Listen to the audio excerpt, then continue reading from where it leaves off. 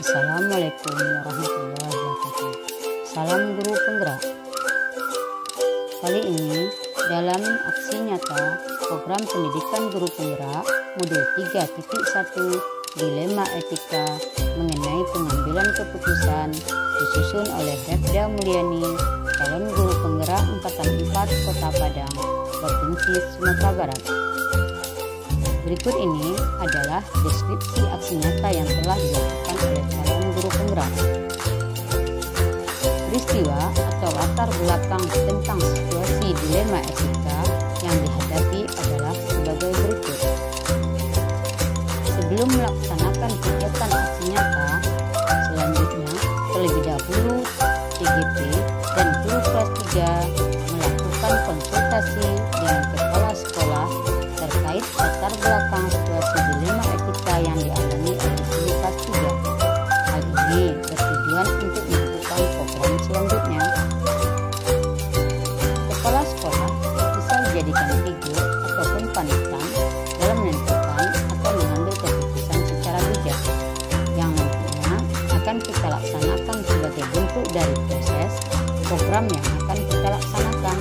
Nah, langkah selanjutnya menentukan alasan mengapa melakukan aksi nyata tersebut.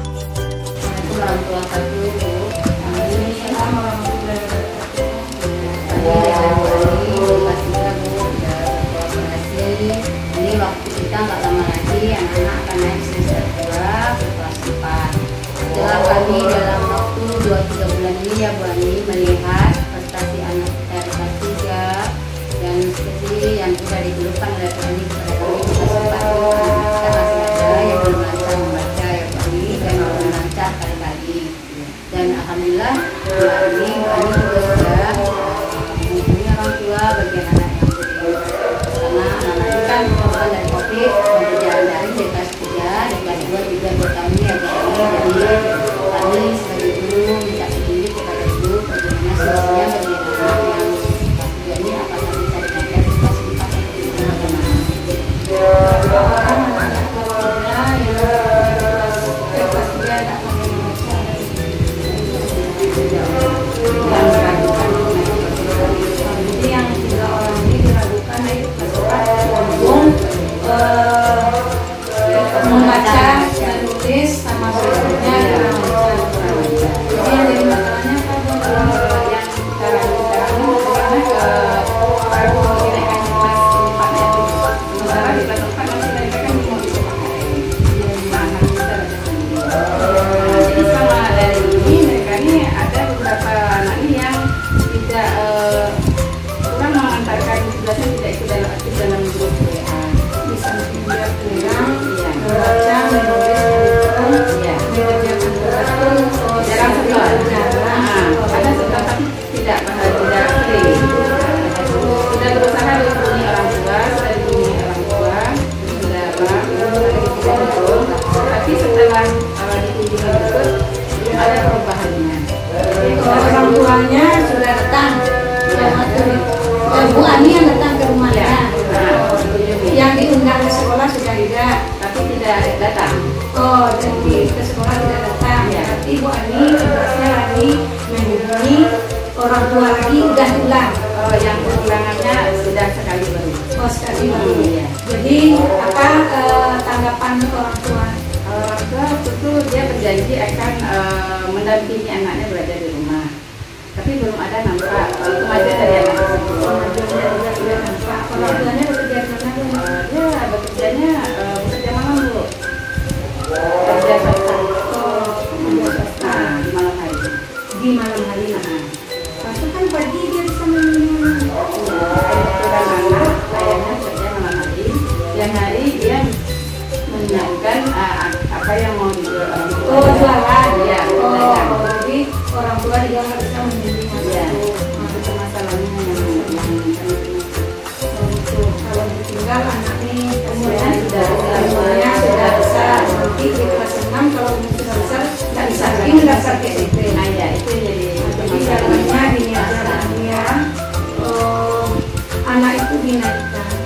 Tetapi Bu Ani mau nggak bekerja sama dengan guru kelas 4 untuk terus memantau anak dan membimbing anak agar dia lancar dalam membaca, menulis, kemudian berhitung begitu. Nanti setelah anak itu lancar, baru Bu Ani lepas lagi. Jadi adalah kolaborasi antara Bu Ani dengan Bu Red gitu. Jadi apa Bu Red bersedia enggak untuk membimbing anak yang tertinggal tersebut? Ya Bu, nah kita tujuannya ya Bu Ani, kita untuk memperkatakan belajar anak di mana anak bisa belajar sesuai minat dan bakatnya, menjaga profesionalismenya, apapun yang kita lakukan, yang penting anak kita bisa belajar dan memanfaatkan. Kemudian satu lagi Bu, ini yang dikatakan solusi untuk penghubung sudah Bu Ani lakukan, cuma kendalanya lagi Bu, anak ini jarang mengumpul tugas, dan dia untuk sekarang insya Allah nanti kelas 4 kita kan sudah mulai luring ini pembelajaran di sekolah tetap muka 50%. Bagaimana solusinya Bu untuk mengatakan kepada orang tua juga bekerjasama dengan guru supaya menghadirkan anaknya datang ke sekolah, jangan seperti di saat dia lagi. Oh gitu. Jadi kita kan juga mulai luring nih di tahun depan. Ya,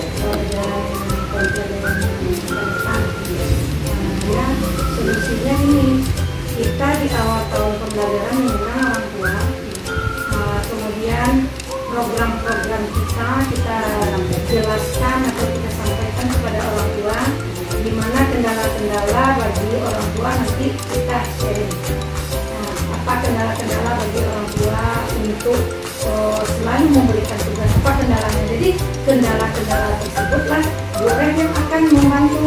Misalnya orang tua kita kan rata-rata kan menengah bawah, kemudian rata-rata pendidikannya kan di bawah, rata-rata SD, SMP, SMA berapa ya. Jadi memang peran kita sebagai guru yang paling dominan untuk orang tua yang menengah ke bawah itu kita bicarakan kepada orang tua, yang penting orang tua mendukung bagaimana proses pembelajaran tetap lancar. Kemudian orang tua kita minta juga surat perjanjian kerjasama dalam membimbing dan mendidik anak kita baik di rumah maupun di sekolah. Jika seandainya ada kendala apa-apanya, orang tua bersedia untuk datang ke sekolah untuk membahas masalah permasalahan yang terjadi di sekolah.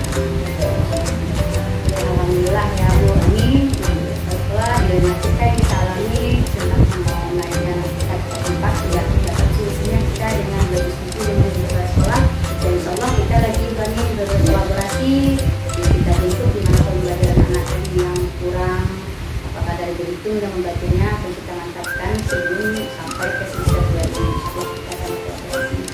Satu lagi ya, Ibu maunya nanti Bu Red kasih dia yang bermasalah dalam tadi tes sebelum Bu Red bimbing dengan Bu Ani, tes kemampuan membacanya, tes kemampuan menulisnya, tes kemampuan matematikanya atau berhitungnya.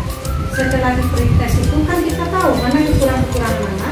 Dari kekurangan anak tadi kita catat mana materi-materi yang kurang, itu yang akan kita bimbing dengan Bu Ani. Sediakan waktu 1 jam 1 hari. Mudah-mudahan dalam waktu yang menjelang anak naik kelas, anak-anak ini bisa materinya dikuasai. Nanti kita akan buat proses. Kalau prosesnya udah nilainya sudah mencapai KKM berarti berhasil. Nanti ibu koreksi lagi anak itu, tes lagi bagaimana hasil, apakah sudah berhasil. Tadi kita sudah, proses sudah, nanti ibu yang pikir anak membaca, menulis dan berhitung. Nah, terima kasih banyak Bu solusi yang sudah diberikan kepada kami di kelas 3 dan kelas 4 untuk menyampaikan dari kita yang ada pada kita. Saya akan lanjutkan, tapi juga terima kasih kepada kami bersama sesuai dengan solusi dan pendapat kami tadi dari belajar dan tidak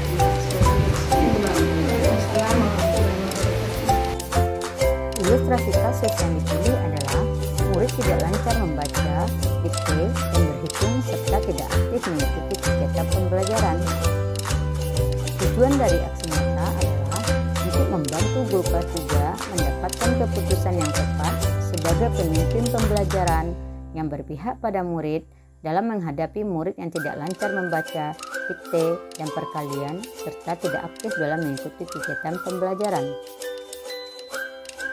Selanjutnya, proses aksi nyata dilakukan dengan melakukan 9 langkah pengambilan dan pengujian keputusan. Selanjutnya, calon guru penggerak melaksanakan teknik coaching dengan guru kelas 3. Hasil dari coaching tersebut adalah 1. CGP membantu menangani kasus dilema etika yang dialami oleh guru kelas 3. 2. CGP membantu guru kelas 3 dengan teknik coaching. 3. Meminimalisir kegagalan guru dalam mengajar. 4. Menyerapkan tanggung jawab guru. 5. Membantu rekan guru melakukan mengambil keputusan dengan bijak. Perasaan ketika setelah menjalankan aksi nyata.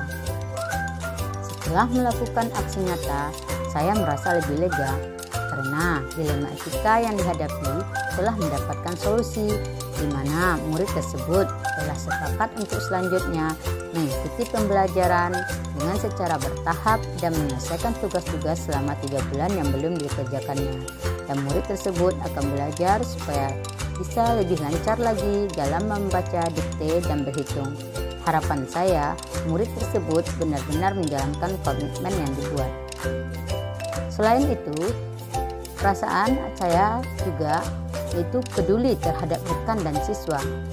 Merasa tertantang dan penasaran, senang bisa membantu, optimis pasti bisa dilaksanakan, puas akan hasil yang didapat.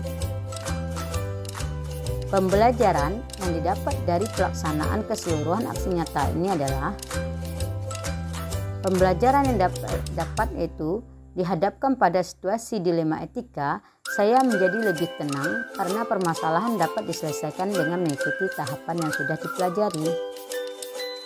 Sedangkan dari langkah pengambilan dan pengujian keputusan terhadap investigasi opsi trilema yang dapat kita prediksi kemungkinan apa yang dapat dilakukan pada saat pengambilan keputusan, karena seringkali ada opsi ketiga yang muncul saat menyelesaikan masalah. Perlu adanya kerjasama dengan rekan maupun seorang panutan. Perlu adanya keterbukaan, menentukan tujuan, siapa saja yang terlibat, fakta-fakta yang relevan, manfaat yang didapat, serta menerapkan prinsip resolusi dan opsi trilema, dan adanya komitmen dan refleksi. Hasil aksi nyata yang dilakukan adalah dengan berkolaborasi dengan kepala sekolah dan rekan sejawat mengenai kasus anak tersebut.